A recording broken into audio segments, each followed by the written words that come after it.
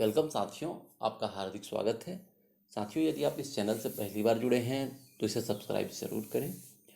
अंकेक्षण हमारे final year के साथ ही यूजीसी नेट सेट और असिस्टेंट प्रोफेसर एग्ज़ाम के सिलेबस में भी शामिल है। ऐसे में बीकॉम फाइनल ईयर के समय ही हम इसका अच्छा नोट्स बनाकर तैयारी करें तो इसका आगे के एग्ज़ाम में, भविष्य के एग्ज़ाम में भी बेहतर लाभ ले सकते हैं। तो साथियों, आज का हमारा टॉपिक है अंकेक्षण नोटबुक, और इसके बाद हम अंकेक्षण कार्यकारी प्रपत्र या कागजी पत्र बोलते हैं, उसको भी थोड़ा सा चर्चा कर लेंगे। तो अंकेक्षण नोटबुक क्या चीज़ है? कोई भी अंकेक्षक प्रत्येक बात को याद नहीं रख सकता। कोई भी ऑडिटर जो है हर बात को याद नहीं रख सकता है। कार्य करते समय अंकेक्षक जो है, ऑडिटर अपने पास एक पुस्तक, बुक या कॉपी अपने पास में रखता है, जिसमें वे सभी महत्वपूर्ण बातों को समय समय पर लिख लिया करते हैं, नोट करते जाते हैं। इस पुस्तक को अंकेक्षक नोटबुक कहते हैं। तो अपने पास जो कॉपी रखते हैं पुस्तक, उसमें जो महत्वपूर्ण बातों को नोट करते हैं उसको हम अंकेक्षण नोटबुक कहते हैं। फिर से देखते हैं, कोई भी अंकेक्षक प्रत्येक बात को याद नहीं रख सकता। कार्य करते समय अंकेक्षक एक पुस्तक, बुक जो है अपने पास रखते हैं, जिसमें वे सभी महत्वपूर्ण बातों को समय समय पर लिख लिया करते हैं। इस पुस्तक को अंकेक्षण नोटबुक कहते हैं। यदि कुछ बातें ऐसी हैं जिनका समाधान तुरंत नहीं हो सकता है, उन्हें अंकेक्षण नोटबुक में शामिल करना चाहिए, लिख देना चाहिए। तो अंकेक्षण नोटबुक के संबंध में इसमें क्या क्या बातें शामिल कर सकते हैं? ऐसी बातें या ऐसी शंकाएं जिनका समाधान तथा स्पष्टीकरण तुरंत नहीं हो सकता, भविष्य में करना है। खोए हुए प्रमाणक, वाउचर, बीजक का विवरण है जिसकी दूसरी कॉपी, डुप्लीकेट कॉपी लेना है। कपट तथा विशेष त्रुटियां जो जांच के दौरान हमको प्राप्त हुई है, मिली है। रिपोर्ट में उल्लेख करने लायक ऐसी कोई बातें और भी हैं जो आप शामिल कर सकते हैं। अंकेक्षण कार्यक्रम है, संस्था के हिसाब किताब की पद्धति से संबंधित जानकारी है। भावी कार्य के लिए कोई उपयोगी सूचना है। अप्राप्य ऋण, ह्रास आदि के संबंध में प्रमाण पत्र देने वाले अधिकारी का उल्लेख कर सकते हैं। किसी अन्य पत्र व्यवहार का लेखा जो आवश्यक समझा जाए। मुख्य मुख्य बातों का योग है, बैंक समाधान विवरण से संबंधित कोई बातें हैं। तो अंकेक्षण के कार्य की प्रगति, अंकेक्षण करने वाले कर्मचारियों के सुझाव है, इनको भी शामिल कर सकते हैं।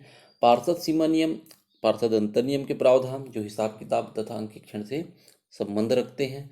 अंकेक्षण प्रारंभ करने व जो समाप्त करने की तिथि है, इसको भी आप लिख सकते हैं। प्रमुख कर्मचारियों के नाम, उनके कर्तव्य दायित्व सहित आप नोट कर सकते हैं। व्यवसाय में रखी जाने वाली समस्त पुस्तकों, लेखों की सूची, इसको भी नोट कर सकते हैं। तो ये ऐसी बातें जिनके संबंध में अंकेक्षण कर्मचारी प्रमुख अंकेक्षक से विचार विमर्श करना चाहते हैं। ऐसी कोई बातें हैं जिनसे हम चर्चा करना चाहते हैं, इनको हम शामिल कर सकते हैं। इसके अलावा और भी कुछ पॉइंट हो सकते हैं आपकी किताब और गाइड में हो, उसको भी आप ऐड कर लेंगे। कुछ 8-10 पॉइंट इसके संबंध में आप याद कर लेंगे। परीक्षा में इससे संबंधित प्रश्न पूछे जाते हैं। टिप्पणी लिखने को कहा जाता है। अंकेक्षण नोटबुक को अंकेक्षण टिप्पणी पुस्तक भी कहते हैं, तो इसे भी आप ध्यान में रखेंगे। इसके बाद हम देखते हैं अंकेक्षण नोटबुक के लाभ क्या हैं। तो पहला है, महत्वपूर्ण बातों का स्मरण रहता है। सभी महत्वपूर्ण बातें हम नोटबुक में शामिल कर लेते हैं। तो ऐसी कोई बातें हैं जो महत्वपूर्ण बातें हों, उसे हम भूलने का हमको डर नहीं रहेगा। सभी महत्वपूर्ण बातें हमारी याददाश्त बनी रहेगी। अंकेक्षण कार्य में सुविधा, इस पुस्तक के माध्यम से समय समय पर जो नोटबुक में लिखी हुई बातें हैं, इसको ध्यान में रखते हुए काम करेंगे। और हो सकता है कि कोई कर्मचारी बदल गया हो, तो इससे भी हमारे काम में कोई प्रभाव नहीं पड़ेगा। भविष्य के अंकेक्षण कार्य के लिए उपयोगी, भविष्य में यदि उस संस्था का अंकेक्षण दोबारा किया जाना है या किसी अन्य संस्था का किया जाना है, तो नोटबुक के माध्यम से हमको थोड़ा सा गाइडेंस मिल सकता है। रिपोर्ट तैयार करने में उपयोगी, निश्चित रूप से ऑडिट रिपोर्ट के लिए यह नोटबुक बहुत ही उपयोगी रहता है। स्वयं के बचाव में साक्ष्य हेतु प्रस्तुत, यदि अंकेक्षक अंकेक्षक के विरुद्ध लापरवाही का आरोप लगाया गया है, तो वो अपने बचाव के लिए अंकेक्षण नोटबुक को पेश कर सकता है, प्रस्तुत कर सकता है। ये इसके कुछ लाभ हैं। हानियों में देखेंगे तो कमियां देखने की भावना विकसित हो जाती है। हो सकता है कि नोटबुक है, लिखना है, तो इसमें कुछ ना कुछ कमियां ढूंढने की भावना विकसित हो जाए। गलतफहमी, अविश्वास की स्थिति उत्पन्न, नोटबुक बनाने से हो सकता है नियोक्ता के स्टाफ पर अत्यधिक विश्वास नहीं हो पाएगा, तो जो कि घातक सिद्ध हो सकता है। गलतफहमी और अविश्वास की स्थिति उत्पन्न हो सकती है। लापरवाही से तैयार करने पर दुरुपयोग संभव। यदि लापरवाही से नोटबुक बनाया गया है तो न्यायालय में साक्ष्य के रूप में प्रयोग करके इसका दुरुपयोग हो सकता है, संभव हो सकता है। तो इस तरीके से इसके लाभ हानि और नोटबुक में किन बातों को, किन बिंदुओं को शामिल करते हैं, इसको थोड़ा आप अच्छे से देख लेंगे। अंकेक्षण कार्यकारी प्रपत्र, इसको कागजी पत्र भी बोलते हैं, वर्किंग पेपर्स। क्या चीज़ है ये? अंकेक्षण कार्य के दौरान अंकेक्षक द्वारा जिन कागजों प्रपत्रों का प्रयोग किया जाता है वे सभी अंकेक्षण संबंधी कार्यकारी प्रपत्र कागज कहलाते हैं। ऐसे सारे कागज, सारे प्रपत्र जो ऑडिट के दौरान ऑडिटर प्रयोग में लाता है, अंकेक्षण संबंधी कार्यकारी प्रपत्र, कागजी पत्र, ऑडिट वर्किंग पेपर्स कहलाते हैं। क्या क्या प्रयोग में लाता है?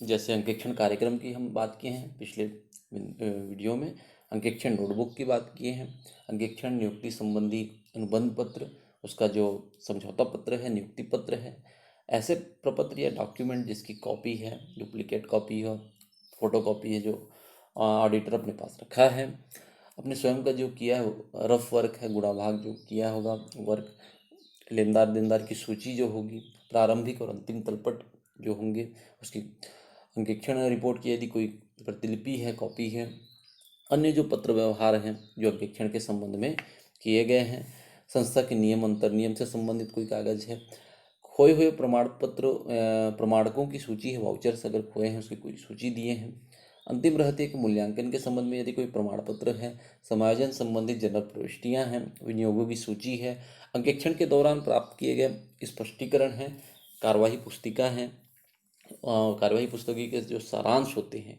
मिनट्स बुक जिनको बोलते हैं, उसके सारांश को भी शामिल कर सकते हैं। ऐसे और भी कोई बिंदु होंगे जो आपकी पुस्तक और गाइड में शामिल हैं, उसको भी आप देख लेंगे। तो ये अंकेक्षण कार्यकारी प्रपत्र और उसमें क्या शामिल करते हैं इसको थोड़ा देखेंगे। लास्ट में हम बात करते हैं अंकेक्षण कागजी पत्र के उद्देश्य। तो इसके माध्यम से कार्य प्रगति का अनुमान लगाया जा सकता है। दूसरा है रिपोर्ट के विभिन्न पहलुओं पर प्रकाश। तो रिपोर्ट के विभिन्न पहलुओं पर प्रकाश डालने में यह सहायक हो सकता है, सहायता मिल सकती है।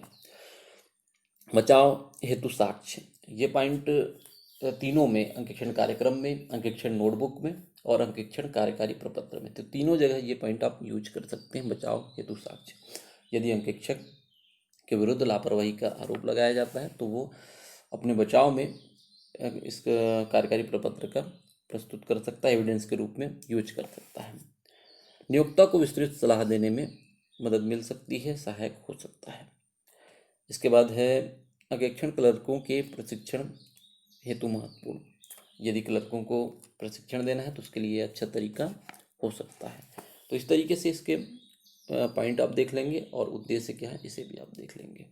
साथियों, उम्मीद करता हूँ ये वीडियो आपके लिए यूजफुल और हेल्पफुल रहेगा। लाइक शेयर कमेंट के माध्यम से अपना प्यार देते रहें। Thank you.